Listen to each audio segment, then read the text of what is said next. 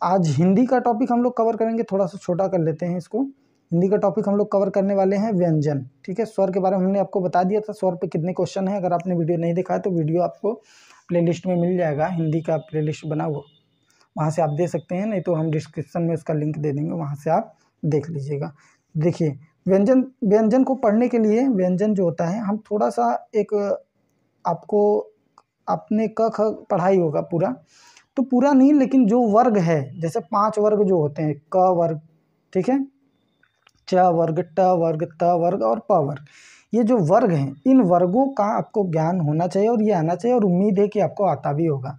यहाँ पर हमने नंबरिंग कर दी है 1 2 3 4 5, ठीक है। तो देखिए ये आप नंबरिंग इसलिए कर दी है क्योंकि जब सघोष सघोष अल्प प्राण महाप्राण पढ़ेंगे तो ये नंबर आपको बहुत काम आएगा, बहुत। और ये जो होता है नंबर का दूसरा, कवर का दूसरा तीसरा क्या होता है, तो ये समझ में आएगा। तो इसमें इसलिए हमने लिखा है कि इसमें आपको बता सके कि अनुनासिक क्या होता है। तो अनुनासिक वो होता है कि जो वर्ग होता है, वर्ग का जो 5वां अक्षर होता है, जैसे इसमें 5वां अक्षर क का क्या है, अंग, च का क्या है, इ, ट का क्या है, अड़, त का क्या है, न, और प का क्या है, म। अंग, य, ड़, न, म, इनको जो होता है अनुनासिक कहा जाता है, ठीक है। ये बात आप ध्यान में रखेंगे। एक्चुअल में हम लोग थोड़ा सा आगे चलते हैं और अब समझते हैं कि ये जो व्यंजन होता है, ये व्यंजन क्या होता है, कितने प्रकार का होता है, कैसे होता है, ठीक है। तो देखिए सबसे पहले हम व्यंजन की परिभाषा को समझ लेते हैं। तो लिखा है कि वे वर्ण जो स्वर की सहायता से बोले जाते हैं। अब आप समझ रहे होंगे स्वर क्या होता है, बिना किसी सहायता के साथ बोले जा रहे थे, और व्यंजन क्या होगा, जो स्वरों की सहायता से बोले जा रहे हैं, ठीक है। मतलब इसमें जो होता है स्वर का सहयोग हुआ होगा तब जाकर के व्यंजन बना होगा। बात इतनी समझ में आ गई। अब क्वेश्चन क्या होता है, क्वेश्चन बना देता है कि कुल व्यंजनों की संख्या। तो देखिए इसमें जो होता है 39, कई किताबों में आपको 41 भी मिलेगा, जो आगत व्यंजन होता है। आगत व्यंजन जैसे ज और फ, इनको भी जोड़ दिया जाता है। तो एक्चुअल में ये जो होता है आगत, ये बाद में आया था, इसलिए हम इसको नहीं लिए यहाँ पर। 39, अगर ऑप्शन में 41 दिया होगा 39, तो आप 41 पर ही जाइएगा। अगर 41 दिया है और 39 दिया है तो आप जो है 39 पर ही जाइएगा, क्योंकि आगत व्यंजन, और ऐसा एक्चुअल में रहता नहीं है, लेकिन फिर भी अगर ऐसे सिचुएशन आते हैं तो आप ध्यान में रखिएगा। कुल जो व्यंजनों की संख्या होती है वो कुल बात करें तो 39 होता है, ठीक है। लेकिन अगर हम मूलतः बात करें, तो मूलतः व्यंजनों की संख्या क्या होती है, वो 33 होती है। कहाँ कहाँ होती है, कौन कौन सी होती है, वो हम आपको भी आगे बताएंगे। जैसे 33 में, ठीक है, इसमें 39 में अगर बात करें तो 4 जोड़ा जाएगा संयुक्त का, 2 उच्छिष्ट का। अभी इसको हम समझेंगे, पहले हम समझ लेते हैं कि ये मूलतः जो व्यंजनों की संख्या होती है 33 में कौन कौन सा होता है। जैसा कि हमने आपको अभी बताया कि जो वर्ग होता है, वर्ग में हमने आपको यहाँ पर दिखाया था, ये वर्ग आपका पूरा, ये 5 वर्ग है, क च ट त प। अब इन सभी का पूरा अगर आप ऐड करेंगे तो जैसे 5 है तो 5 इसका और 5 इधर से, 1 2 3 4 5, 1 2 3 4 5, तो 25 आपके हो जाएंगे ये वर्ग वाले, ठीक है। तो अब ये जो वर्ग वाले होते हैं इनको हम कहते हैं स्पर्शी व्यंजन। क्या कहते हैं, स्पर्शी व्यंजन। तो इस तरीके से हम बोल सकते हैं कि जो स्पर्शी व्यंजन होता है इनकी संख्या 25 होती है, और ये क वर्ग से लेकर के प वर्ग तक होता है, ठीक है। और दूसरा जो इसमें आता है वो अंतःस्थ आता है। अंतःस्थ क्या होता है, अंतःस्थ य र ल व, ये 4 जो व्यंजन होते हैं वो अंतःस्थ व्यंजन होते हैं। और जो इसका लास्ट होता है वो उष्म होता है, ठीक है। उष्म, जैसे आंतरिक रूप से जब हम कोई काम करते हैं, ठीक है, जैसे मान लीजिए हम बोल रहे हैं तो हमारा जो बोलने का जो प्रोसेस है उसमें स्पर्श हो रहा है, जुबान स्पर्श कर रहा है। तो ऐसे माइंड में अपने रखिएगा कि स्पर्शी व्यंजन, बोलने वालों की संख्या जो वर्ड होते हैं वो ज़्यादा होता है, इसलिए स्पर्शी व्यंजन की संख्या क्या होती है, ज़्यादा होती है, 25 होती है। उसके बाद अंतःस्थ व्यंजन जो होता है, अंतःस्थ कहाँ से बोला जाता है, अंदर से बोला जाता है, तो अंतःस्थ य र ल व अंदर अंतःस्थ हो जाता है, ठीक है। उसके बाद उष्म व्यंजन, तो देखिए स, ये तीनों स और एक ह, ये आपका मिल करके ये चारों हो जाते हैं उष्म व्यंजन। तो यही जो होते हैं यही मूल व्यंजन होते हैं। इनकी संख्या अगर हम काउंट करें तो 25 इसका, 4 इसका और 4 इसका, तो 25 4 29 4 33। तो इस प्रकार से मूलतः व्यंजनों की संख्या कितनी हो जाएगी, 33 हो जाएगी। तो कन्फ्यूजन में आपको नहीं रहना है या कन्फ्यूज नहीं होना है बार बार कि कहीं 39 दिया है तो कहीं 33 दिया है, हम किस पर जाएं। तो मूलतः व्यंजनों की संख्या 33 होती है। मूलतः पूछेगा तो 33 और कुल पूछेगा तो 39। ठीक है, अब कुल में और क्या ऐड होते हैं और क्या जोड़े जाते हैं वो हम समझ लेते हैं। तो देखिए 4 संयुक्त व्यंजन होते हैं। संयुक्त व्यंजन का मतलब क्या होता है, जब 2 व्यंजन ही मिलकर के एक नए व्यंजन का निर्माण करते हैं तो उसको संयुक्त व्यंजन कहा जाता है। इसमें 6 त्र ज्ञ और श्र आता है। ठीक है, और ये क्वेश्चन बनता है इसमें भी कि पूछ दे देगा। अभी मैं क्वेश्चन भी कराऊंगा तो क्वेश्चन भी आप देखेंगे तो आपको समझ में आएगा कि किस प्रकार से क्वेश्चन पूछे जाते हैं। अभी जैसे इसमें पूछ लेगा कि किन से मिलकर के बना है ये आपका, तो आप जानते रहिए इसका ये क, आधा क और श, ये षटकोर वाला श, इससे मिलकर के 6 बनता है। त्र, ठीक है, इसी प्रकार से जो पहला वर्ड रहेगा जैसे त, आधा त और र, ठीक है, ज्ञ आपका जाएंगे। ठीक है, तो आधा ज और य, इसी प्रकार से पहला जो व्यंजन रहेगा वो आधा रहेगा और दूसरा वाला पूरा रहेगा, ऐसे देता है। तो ये संयुक्त व्यंजन हो गया।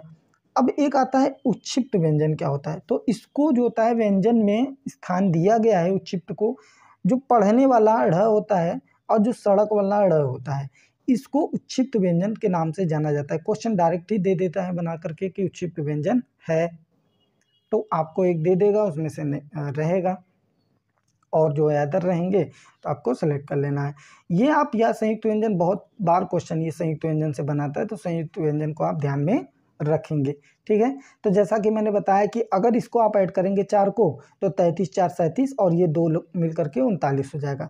अब कुछ लोग सोच रहे होंगे कई पुस्तक में 41 दिया है, तो 41 यही जो अभी मैंने ये आगे लिखा है 41, तो 41 जो आगत होता है ना ज़फ, इसको भी ऐड कर दिया जाता है, तो कुल मिला करके 41 हो जाएगा। इसी प्रकार से कुछ क्वेश्चन डायरेक्ट बनता है, जो इसको भी आप जान लीजिए, संज्ञान में रखिए अपने, कि लुंठित व्यंजन। लुंठित व्यंजन जो होता है वो र होता है। क्या होता है, र, और जो पार्श्विक व्यंजन होता है वो ल होता है। तो सीधा सीधा क्वेश्चन ऐसे ही बनता है, पूछ लेगा कि पार्श्विक व्यंजन क्या है, तो पार्श्विक व्यंजन ल, और लुंठित पूछेगा तो र। तो आपको परेशान होने की जरूरत नहीं, इसको आप ध्यान में। लुंठित देखिए लू लू ऐसे लू लू लू लू की तरह हो रहा है, जैसे जुबान ऐसा लग रहा है कि जैसे मुड़ रहा है, तो र बोलते समय भी ऐसे मुड़ता है। ठीक है, तो पार्श्विक पार्श्विक ल और लुंठित र। ठीक, याद रखेंगे आप। चलिए आगे चलते हैं। अब आगे हम चलेंगे तो आगे सीधा क्वेश्चन देखते हैं, क्वेश्चन कैसे आता है। ठीक है, जैसे क्वेश्चन आपका दे रहा है, पहला क्वेश्चन ये है कि निम्नलिखित में से अंतःस्थ व्यंजन कौन सा है। तो अंतःस्थ हमने आपको बताया य, र, ल, व। तो इसमें से य, र, ल कहीं दिख रहा है आपको? नहीं, यहाँ पर वह दिख रहा है, तो आपका सी से ही हो जाएगा आंसर। ठीक है, चलिए आगे क्वेश्चन पर देख लेते हैं। क्वेश्चन फटाफट क्वेश्चन का आंसर आप दीजिए। हम देखिए अगला क्वेश्चन है उस व्यंजन कौन सा है। तो उस व्यंजन में हमने आपको बताया था तीनों स और ह, तो इसमें आप ढूंढिए तीनों स कहीं पर है, नहीं है भैया, नहीं है। और क्या मिल रहा है, ह मिल रहा है, तो उस व्यंजन हो जाएगा ह। ठीक है, सरल है, क्वेश्चन ऐसे ही बनते हैं। देखिए लोअर, ये सेकंड एग्जाम लोअर पीसीएस में ये जो होता है प्रश्न आए हुए हैं, तो ऐसे क्वेश्चंस, यही सब क्वेश्चंस आते हैं। ठीक है, चलिए आगे देखते हैं क्वेश्चंस को। तो अगला क्वेश्चन आपका क्या कह रहा है कि निम्नलिखित में से कौन सा अंतःस्थ व्यंजन है। तो अंतःस्थ व्यंजन फिर से एक बार देकर के हमसे पूछ रहा है। अच्छा, कौन सा अंतःस्थ व्यंजन है। तो देखिए इसमें क्या दे रहा है, ल दे रहा है, प दे रहा है, ट दे रहा है और च दे रहा है। तो आप बताइए कौन सा। तो आप, मैंने बताया य, र, ल और व। तो इसमें 3 तो दिख नहीं रहे हमको, ल दिख रहा है, तो ल पर जाइए, ऑप्शन नंबर ए। ये देखिए यूपीएससी लोअर 2019 लोअर सब 2019 में ये एग्जाम में आया हुआ है प्रश्न है। तो प्रश्न बहुत इंपॉर्टेंट है, किस तरीके से प्रश्न आ रहे हैं वो भी हम आपको दिखा रहे हैं, और पूरा जो टॉपिक है वो भी हमने कवर किया। तो अगर वीडियो आपको पसंद आ रहा हो तो लाइक जरूर कर दीजिएगा। चलिए आगे चलते हैं और आगे के क्वेश्चंस को देख लेते हैं। क्वेश्चन बहुत सारे हैं, तो आप देखते जाइए कि कितना कवर कर पा रहे हैं आप, पढ़ने के बाद आपको समझ में आ रहा है कि नहीं। देखिए क्वेश्चन दिया है कि हिंदी वर्णमाला में उस व्यंजन कौन सा है। तो अभी मैं बार बार उसको बता चुका हूँ, इसमें देखने की कोई ज़रूरत नहीं। पहला नंबर आप स ह पर जाइए, ऑप्शन सही देखिए कहाँ पर, यूपीपीसीएस में क्वेश्चन आया हुआ है प्री में। तो इतने इंपॉर्टेंट क्वेश्चन ये 2012 में है। तो ऐसे ही क्वेश्चन अगर आप कोई भी टीचिंग भर्ती से रिलेटेड एग्जाम दे रहे हैं तो यही सब क्वेश्चन डायरेक्ट उठा करके दे देता है। तो अगर आप एक बार वीडियो देखे हैं तो आपको एक बार वीडियो देखने से ही आपका जो है 1-2 क्वेश्चन अगर तैयार हो जा रहा है तो बहुत बड़ी बात है। ठीक है, चलिए अगले क्वेश्चन पर हम चलते हैं। तो देखिए अगला क्वेश्चन क्या कर रहा है कि निम्न में से कौन सा पार्श्विक व्यंजन है। तो मैंने आपको डायरेक्ट बताया था, पार्श्विक और लुंठित के बारे में चर्चा की थी। तो इसमें देखिए श है, ल है, झ है और य है। ठीक है, तो अब इसका आंसर आप बताएं। पार्श्विक में मैंने र बताया था और लुंठित में मैंने र बताया था, पार्श्विक में मैंने आपको जो बताया था उसका आंसर आप जो है कमेंट बॉक्स में बता देंगे कि क्या है। ठीक है, चलिए अब हम लोग अगला क्वेश्चन देखते हैं। अगला क्वेश्चन है निम्नलिखित में से कौन सा एक संयुक्त व्यंजन नहीं है। अब देखिए ध्यान से समझिए। बहुत बार सभी स्टूडेंट्स क्या करते हैं कि बस देखिए कि संयुक्त व्यंजन, एक देखेंगे संयुक्त व्यंजन छ है, मार दी।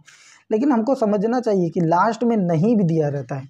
तो देखिए इसमें क्या दें, अभी हमने आपको बताया छ, त्र, ज्ञ और श्र भी रहता है। तो छ तो दिख रहा है, ज्ञ भी दिख रहा है, त्र भी दिख रहा है। अब ये वाला श उसमें व्यंजन का होता है तो नहीं पूछा है, तो आपका बी हो जाएगा इसका सही आंसर। अब चलिए अगले क्वेश्चन पर हम लोग चलते हैं। फटाफट क्वेश्चन को कवर करिए, कमेंट में आप आंसर देते रहिए इसका। देखिए अगला क्वेश्चन है निम्नलिखित में से कौन सा संयुक्त व्यंजन नहीं है। अच्छा वही क्वेश्चन आ गया फिर से एक बार, तो आपको बता दिया गया। अच्छा ये क्वेश्चन अलग है, ठीक है, तो क्वेश्चन वैसे ही बनाया है, ऑप्शन अलग दे दिया है। तो इसका देखिए ये क्या है, फ जो है नहीं। अब आप समझ सकते हैं, देखिए पिछला वाला क्वेश्चन अगर हम बात करें तो वो ये क्वेश्चन जो होता है बीएड में पूछा है, बीएड में, और ये क्वेश्चन जो होता है आपका कहाँ पूछा हुआ है, यूपी SSSC में पूछा हुआ है।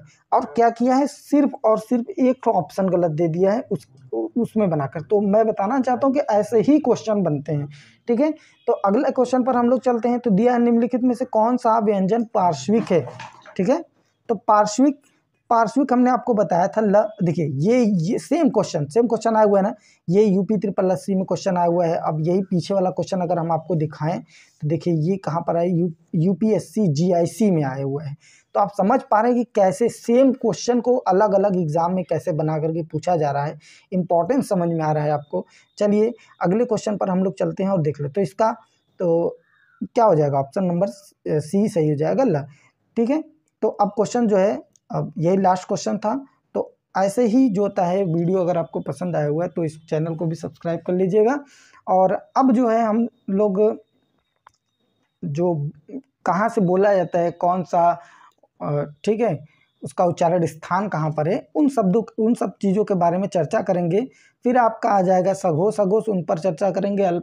मतलब हिंदी को हम लोग एक तरह से पूरे तरीके से कवर करेंगे। तो अगर आपको हिंदी अच्छे से सीखना है तो आप इस चैनल पर बने रहिए। मैं आपको एकदम अच्छे से और पूरा संपूर्ण हिंदी का पूरा नॉलेज दे दूंगा। अभी आगे जैसे समास उमास और जो समास हुआ, अलंकार हुआ, इस पर बहुत कन्फ्यूजन बनता है, तो कोई कन्फ्यूजन नहीं बनेगा। एक तरफ से हम लोग टॉपिक को कवर करेंगे। चलिए मिलते हैं नेक्स्ट वीडियो में, तब तक के लिए गुड बाय।